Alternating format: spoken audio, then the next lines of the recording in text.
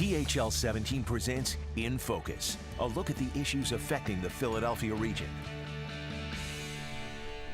Well, thank you for joining us for In Focus. I'm Jennifer Lewis Hall. Today on In Focus, we're learning more about Alzheimer's disease and its impact not only nationally, but right here in the Delaware Valley. Each year, thousands of people in our area participate in the Walk to End Alzheimer's. In order to raise awareness about the disease, we have a number of people that are joining us today to talk more about that and how they are impacted. And in the Delaware Valley alone, nearly 300,000 people are affected by Alzheimer's or related disorders to that. Every 66 seconds, according to experts, someone in the U.S. develops it. Here to talk more about the impact of Alzheimer's, the facts and figures as well, is Dr. Carol Lippa, who is a member of the Board of Directors for the Alzheimer's Association, Delaware Valley Chapter. And Claire Day is also with us. Claire, you are the Vice President of the Alzheimer's Association of the Delaware Valley Chapter. Welcome to both of you. Thank you, Jennifer. Thank you for being with us. I mean, more and more, this is something that I feel like we're getting to learn about.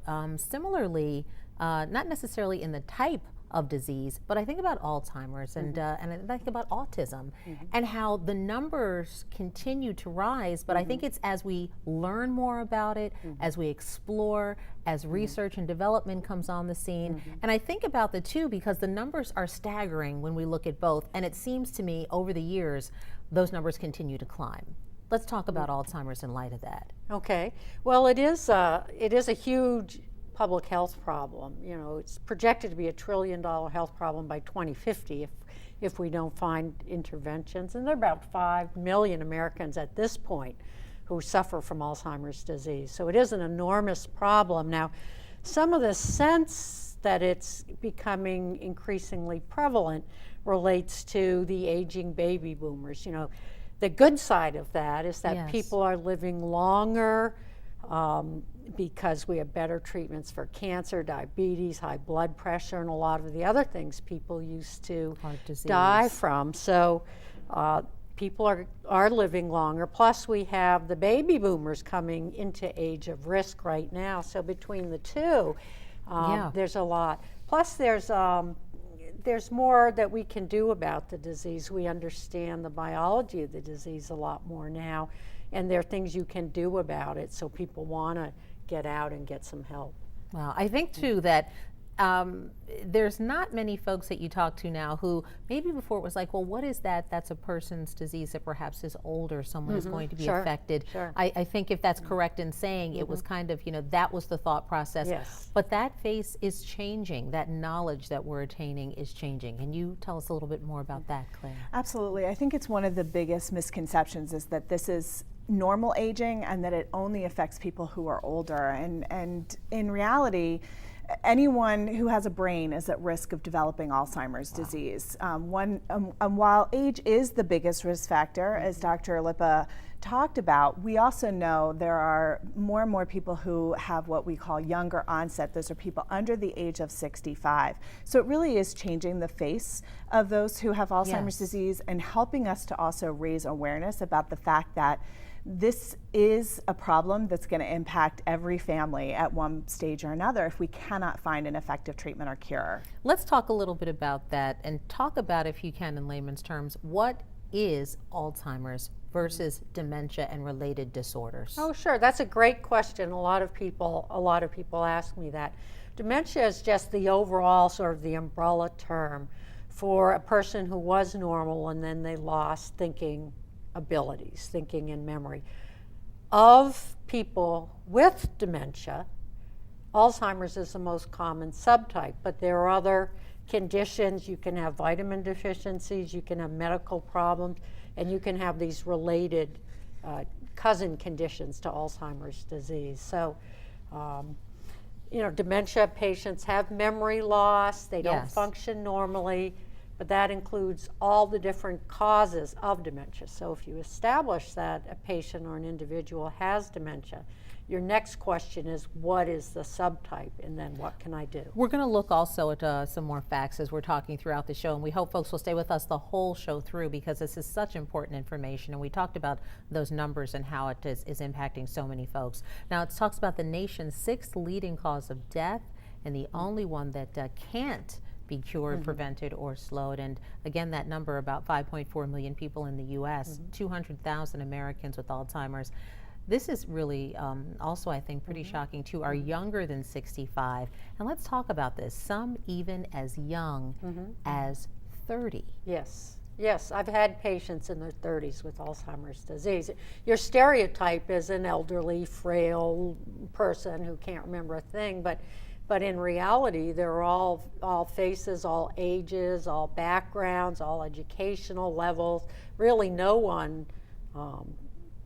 is not at risk, and we see quite a large number of people that are under 65 who have Alzheimer's disease, and sometimes they're hereditary, where it gets passed down, half the So is offspring. this something that can be hereditary? It can be. It can be. And generally, the younger people, it's more likely to be hereditary, but it can be sort of luck of the draw, or their environmental factors that may contribute, as well as genetic factors.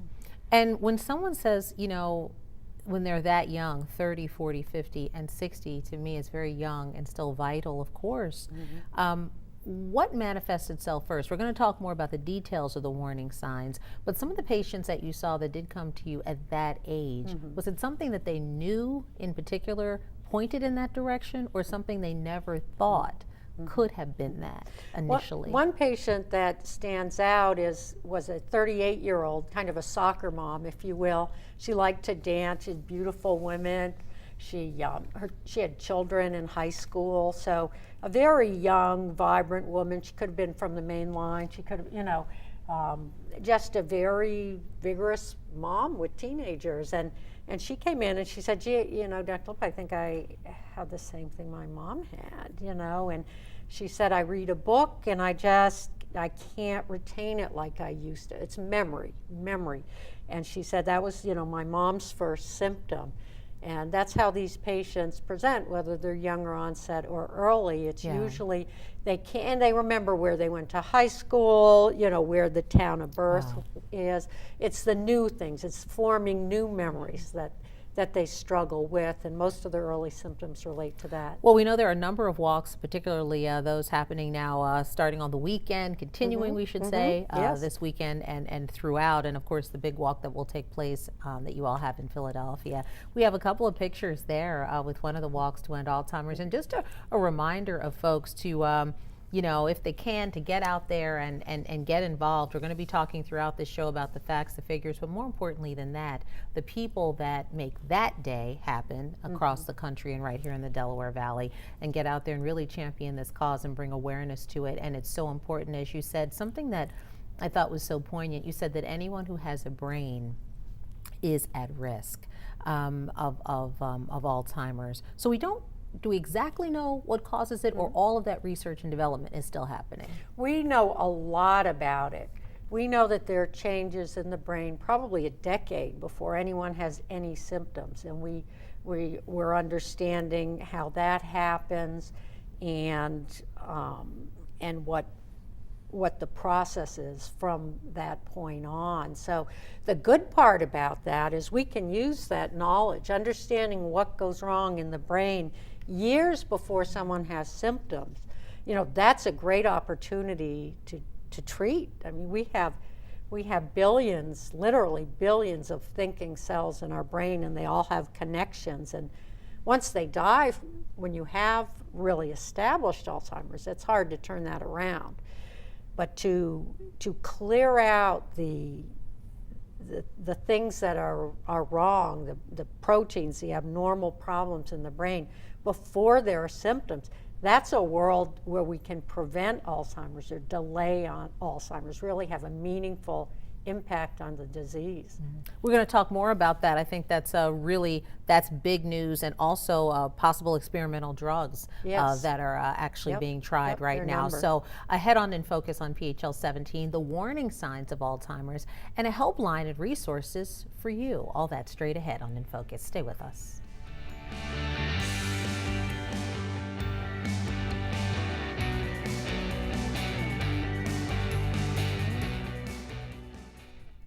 In Focus continues now. I'm Jennifer Lewis Hall. We're talking about Alzheimer's, a disease that affects nearly 300,000 people in the Delaware Valley.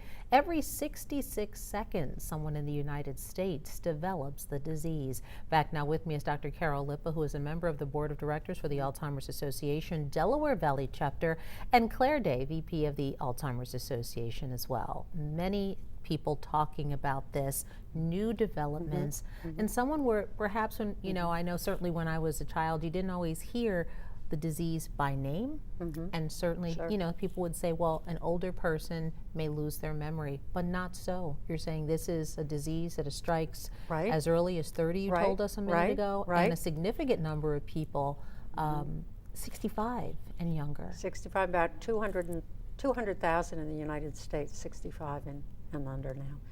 We really want to talk too about the warning signs, and both of you weigh in here, and we have some information that we can put up on the screen for folks as well. What to look for. This is not just saying, well, you know what, we all get forgetful, we're stressful, stressed out, I would say, we're in traffic, we're doing this, we're doing that. It's easy to lose something.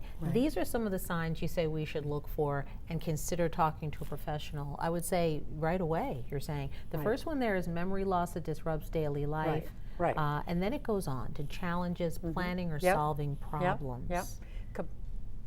I think what's important to think of when you look at these warning signs is the word change. So we all, as we age, it's going to take us longer to recall why we walked into a room, or we're going to misplace something and find it later. And I think what's really important to think about when we look at a lot of these things is the word change. What is different from where the person was 6 months ago, a year ago? And when we talk about memory loss, that's certainly one of those things. My mother was never good at remembering people's names, so I wouldn't have been worried if she started forgetting names, because she was never good at it. But someone who's really on point with those sort of things, a mathematician who now can't balance their checkbook, a former chef who now can't follow a simple recipe. Those types of things that are changed from who they are, when you look at those different warning signs, is really important to think about. We've got a couple more we want to put up on the screen as folks are following this, and certainly so many people impacted, as you said, at different levels here. New problems with speaking or writing, misplacing things without being able to retrace those steps, a decreased sense of, or poor judgment there, withdrawal from work or social activities. Want to talk about that, and changes in mood and personality. So these are things that even in some ways could resemble, it could be sadness or depression or a change in your affect, but those too can be signs and symptoms of Alzheimer's. Tell us more about that. Well, any stress will, make people function less effectively, mood problems, and, in this day and age, people are multitasking, they're taking care of children, they're holding 2 jobs, or juggling their own health, their own parents, caregiving, and that, and doing everything. So, everyone loses their keys, everyone can't remember where they parked exactly, etc. But it's really, the heartbeat of it really is when you can't function normally. Now, perhaps when you consistently have to take more notes and really work hard to organize, that may be the slippery slope heading in that direction. But really, to meet criteria for Alzheimer's or dementia, any type of dementia, it's the key is really the loss of function. You can't find the keys. You can't, as you said, retrace the steps. And is it affecting then, you're saying, your daily life? It's actually getting in the way. It affects your daily life, You do your wash all the time, you never even think about it. All of a sudden, like, how do you get it on? I mean, just something that you just boom, boom, boom, always did. A little household thing, or at work where you have to plan, sequence, organize, be goal-directed, be efficient, multitask. I mean, those things get extraordinarily difficult. It's got to be very difficult. We're going to talk more about that throughout and how folks can get help. And one of those ways, actually, to get help and resources is through your helpline. So we want to let everyone know about that. It is a 24/7 helpline, and that number there, 800-272-3900, and there's also the online web address there for you to go to get information, to begin to figure out perhaps where you may go, what you can do, and how to get help. Of course, your physician, your doctor can be helpful. This is a fantastic association. And I mean, the work that you all put in is so critical, I know, to so many people. Now, let's talk about what can be done. As you said, research and development is showing you what may be the causes of this. But in terms of new drugs, are you optimistic for, yes. what about for a cure for something like this? I don't like to look at it as a cure, because billions of brain cells, the way they connect is what lets you think. Each brain cell has thousands of connections. Once you lose them, how could you get them back? Even if you could get the cells back, how would they connect up? I think it's in prevention, in very early intervention. We know the amyloid plaques occur in the brain years before the disease. The really exciting things, and there are companies and there are agents in clinical trials, they clear that amyloid out. And what does that mean? Is that the white matter on the brain that people talk about? No, when they it's say not. they look at the brain and they say, well, we see this or we see that. It's plaques. You need to do special imaging for amyloid. It's an abnormal protein that's present in the brain years before symptoms, and we think it leads to symptoms. We call it the amyloid hypothesis. And the really exciting things in development, aducanumide is one. They clear the plaques out before someone has symptoms, or when they have very early symptoms of the disease. So that's a drug therapy. So that's a drug therapy, and there are others as well that could actually prevent or delay onset or slow the progression, halt symptoms. But I think it's critical. It has to be done at an early stage. So it's very exciting. And are these exciting. drugs very effective in doing so? They're proving, is this in clinical trial phase? I mean, Yes. we were looking There at... have been trials where they looked at people with sort of mild to moderate disease, and the trials all failed.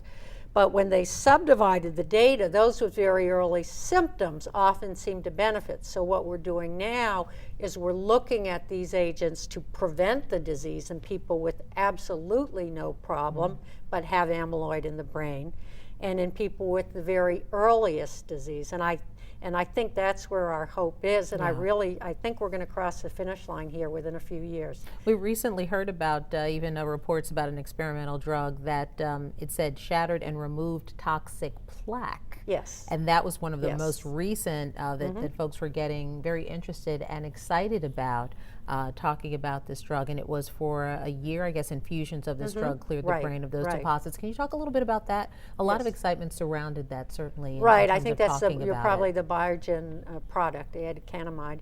And that's a plaque buster. It's like the others. It removes that toxic amyloid. That toxic amyloid is present for years before you get symptoms. It leads to death and dysfunction of the memory and thinking cells in the brain.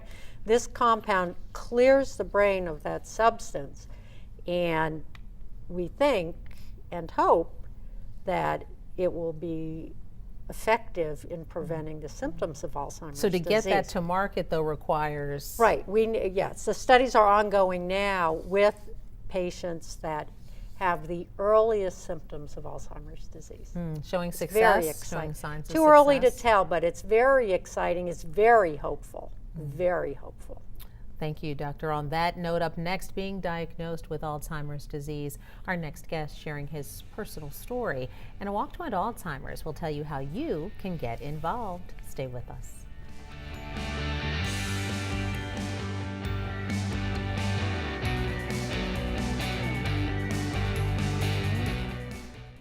In Focus continues now. I'm Jennifer Lewis Hall. Thank you for being with us. We are talking about Alzheimer's disease, and we've been saying this morning that it impacts over 5 million people in the United States. 200,000 Americans with the disease are younger than 65, some as even young as we should say even the age of 30. This is impacting folks. So our next guest joins us to share his own personal story. Jeff Borghoff, thank you for being with us. We've also met you, Dr. Lippa and Claire, earlier in the show, and this is now certainly the focus here because we have really wanted to hear your personal story. Jeff, thank you for being with us. Oh, my pleasure. It's good to be here today. Well, you know, it's interesting because as Dr. Lippa was telling me, you are actually on the clinical trial that we just talked about, if I'm correct, a clinical trial there. Correct. For a particular drug. I want you to tell me about that and what led you to this point.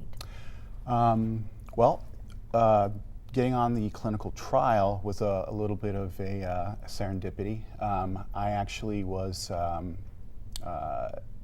in the front of my home, and my next door neighbor had just started working for a group that does clinical trials. And in conversation and passing, I told her I was just diagnosed with Alzheimer's, and that just led to me getting in there and getting in on the trial itself. So that was, we considered that a real good opportunity. Tell us about your diagnosis and what either led you to seek help or how you ended up getting this news, and you know, just about your age and your life, because that, I think, is something people assume. We talked about kind of what the view is in our head versus what reality is for this. Indeed, and that's one of the myths that was spoken about earlier, is that Alzheimer's is a condition or disease that strikes older senior citizens. And you know, as you can see, I'm 52 years old, and I was diagnosed in March of this year when I was 51. And when I was first diagnosed, I was experiencing some memory difficulties, particularly at work, where I was trying desperately to remember conversations and so on and so forth. And one of the things that my wife and I kid around about is that she thought I had selective memory when we were having conversations, and Yes. It really wasn't. It turns out that I just really wasn't being able to remember the conversations that we were having. And you know, being 52 years old, that I am now, you just don't correlate the two, Right. Especially at that age, and so we were just thinking it was something altogether different. So we spent about a year in and out of hospitals and with various neurological professionals to try and figure out what the issue is, and we finally got to the bottom of it. And certainly it turned out to be Alzheimer's, early onset or younger onset. Clearly an emotional moment for you. Met your lovely wife, Kim, here in the studio with us today. How can you share with people how this has impacted you and your family and your work? I mean, you know, as you said, you're a working person, full of life, still vibrant, and getting this news and dealing with that each day. It's you know, when I first got the news, you know, understanding that Alzheimer's is a disease that there's no cure for it, and it's terminal, and understanding that the prognosis of the younger onset that I have, statistics have I've read and heard that they generally give me about 4 to 8 years. You know, I think about that daily, and but then I realized that I do lead a purposeful life. Yes. And my purpose now is working with the Alzheimer's Association to raise awareness for the disease and to help eradicate this disease that has affected my life, certainly, is affecting the lives of my family, is indeed affecting the life of my father who has Alzheimer's, his father who had Alzheimer's, my uncle who had Alzheimer's, and certainly affecting the lives of my kids, my young adult kids. And so I'm doing everything I can to really spread the word, so to speak, to raise awareness and advocate for folks like myself who are living with the disease.